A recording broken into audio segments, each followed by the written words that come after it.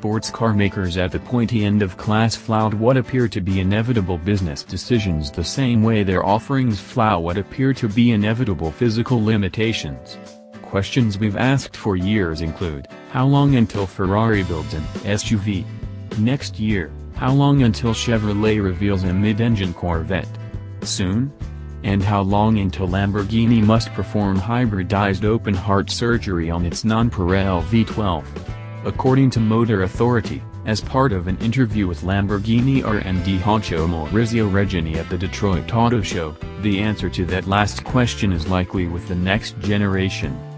Reggiani told MA that the next-gen Aventador will definitely come with a V12. After that, the man who makes the bulls said we must decide what will be the future of the super sports car in terms of electric contribution, the principal issue of that contribution not being performance, but weight and power delivery. The 4,085-pound Aventador makes scales weep, explaining why Reggiani is so grave about weight's implications that even the dual-clutch transmission, a seeming shoe-in for the next-gen car, won't get a pass until it justifies its extra heft over the present, hoary, single-clutch gearbox.